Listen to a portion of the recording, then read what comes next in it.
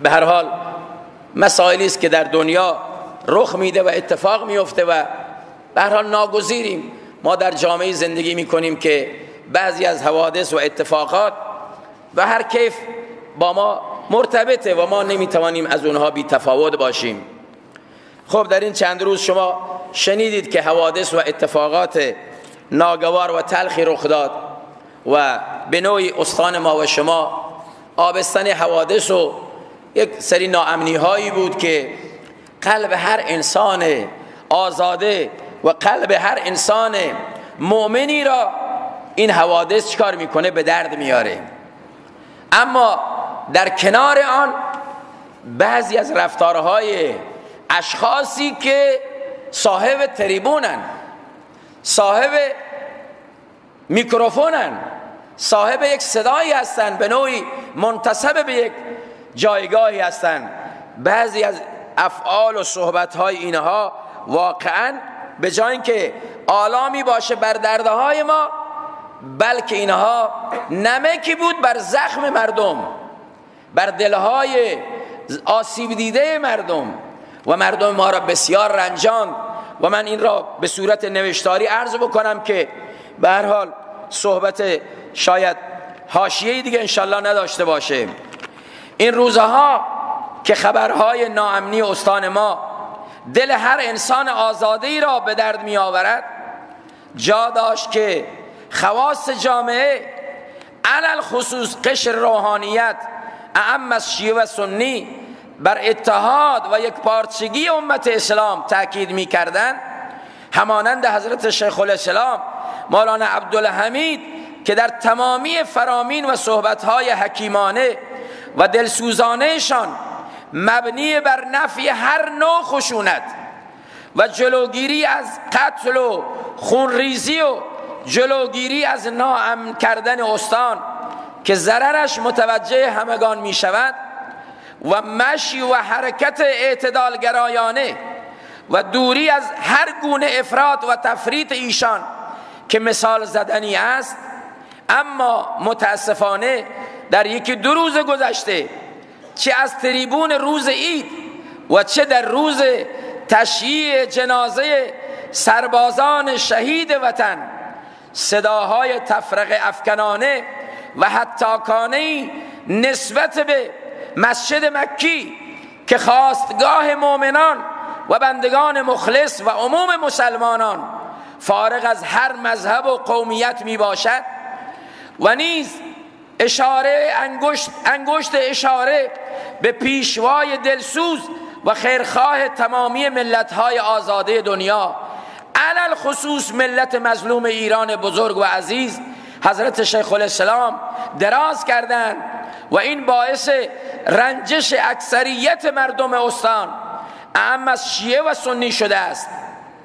متاسفانه این هتاکان بدون رعایت ادب و احترام و جایگاه و لباس روحانیت شروع به اتهام زنی و دروغ پراکنی کردند که مجموعه مکی و حضرت شیخ الاسلام را مرتبط با جریان صهیونیست بین الملل عنوان کردند و این ناامنی ها را به این مجموعه پاک نسبت دادند. سبحانک هذا بهتان و نظیم. ما مردم مسلمان از تمامی اقشار جامعه این نوع سخنان و رفتارها را خلاف وحدت ملی و امنیت ملی می‌دانیم و آن را به شدت محکوم می‌کنیم و خواستار ورود مقامات بالای کشور جهت جلوگیری از این نوع رفتارهای نسنجیده هستیم و خواهان عذرخواهی رسمی این هتاکان از محضر مردم شریف و مؤمن و مسلمان استانمان هستیم. و نیز ما مردم شهادت این سربازان وطن را به خانواده های معزز آنها تسلیت عرض نموده صبر جمیل و اجر جزیل را برای آنها خواستاریم. این ندای ماست، این خواسته به حق این مردم عزیز و دوست داشتنیه. چرا هر بار اتفاقی در این استان میفته انگشت اشاره را به این سویش اشاره میکنن؟ چرا به خودشان نگاه نمیکنن که با گفتارهای غلط، رفتارهای نادرست چه بسا بسیاری از این اتفاقات نتیجه عمل کرده خود این اشخاصه.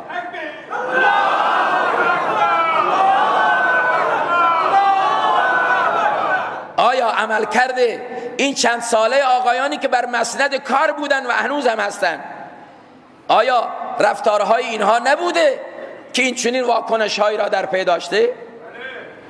ما هرگز، عرض کردم، مرام ما، مرام مردم ما، مرام علمای ما، فارغ از هر گونه تظاهر، شاید در بعضی جاها بعضی بلد باشن ریا بکنن، ولی خدایا ما را از ریا و تظاهر بری بدار.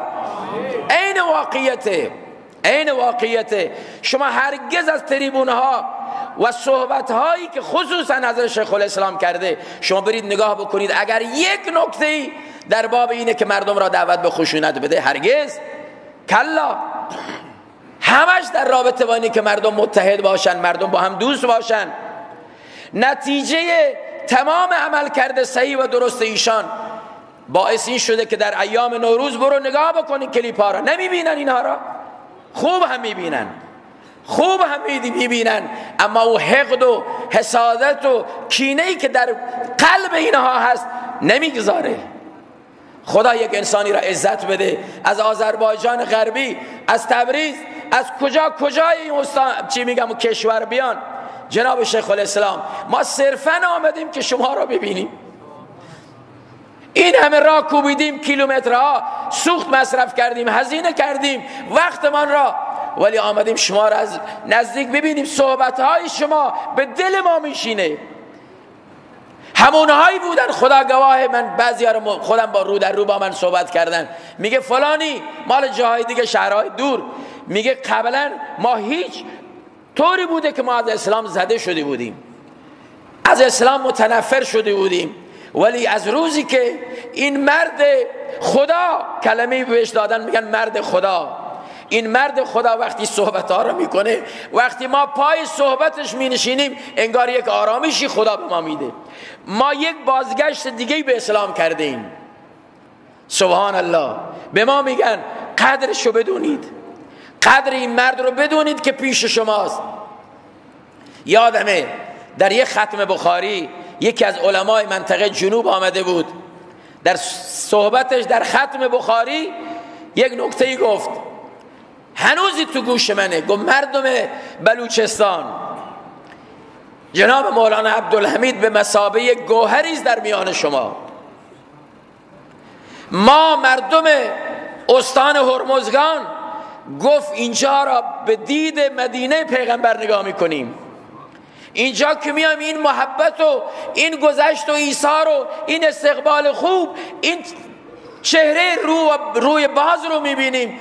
یاد میافتیم که مهاجرین مکه وقتی از مکه هجرت کردن، انصار مدینه بدون اینکه رو را ترش بکنن، بالاخره چهره را در هم بپیچن، گو از مهاجرین مکه استقبال کردن.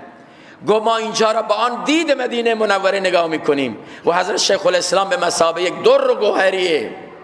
به راستی که چنینه، همه علمای حقانی ربانی این چنینن، هرگز حاضر نشدن به خاطر مطامع دنیا آن مأموریتی که خدا بر یک عالم گذاشته که جانشین پیغمبره، خلاف آن مأموریتش، خلاف اون انجام بده. واقعا مایه تأثیر این آقایی که بالاخره این صحبت ها را کرده، دفعه قبل هم همین صحبت ها را کرده بود. اگر با او برخورد میشد این دفعه این جسارت را نمی کرد. حالا اشکال نداره، شاید در دنیا کسی را او سوال نکنه، ولی انشالله در روز رستاخیز و قیامت به بارگاه خدای عزوجل انشالله خدا او را حاضر میکنه، میگه تمام این تهمت هایی که به انسان های صالح و مؤمن من تو این نسبت ها را روا داشتی، بیا جواب بده. این هاست که مایه مشکلات میشه در جامعه ما، شهر ما، استان ما درگیری مثلا. چرا اینطور باشه؟ الحمدلله در نوروز مسافرها آمدن رفتن، به اعتراف خود آقای وزیر گردشگری، چه بلایی هر کسی هست، گو آقا استان سیستان و بلوچستان در صدر امن‌ترین استانهای ما بود. درست یک روز دو روز بعد از این شروع شد این هیاهوها. حالا خدا میدانه پس پرده کیه، چه دستهایی در کاره، چه کسانی هستند که آرامش این مردم را نمیخوان، امنیت ما را، مردم ما، استان ما را امنیت کشور ما را نمیخوان. اونا دشمنای قسم خوردن، اینا همراهان اسرائیلن، اینا بدخواهان این ملتن، اینا از ملت میخوان انتقام بگیرن، ولی خدای عزوجل با تمام قدرتش از بالا نظاره‌گره. خدایا تمام دستهای پلید پشت پرده این جنایات، این ناامنی هایی که ایجاد میشه، خدای برای تمام دنیا علنی و عیان بفرما. تمام کسانی که دخیلن در کشتار مردم، کشتار مأموران، کشتار بیگناهان، خدایا اینها را قبل از مرگ در همین دنیا مؤاخذه بفرما. آنها را خدایا به زبالدان تاریخ هر چه زودتر حواله بفرما. مردم بیچاره ما را خدایا از این همه مشکلات و گرفتاری ها در پناه خودت حفظ بفرما.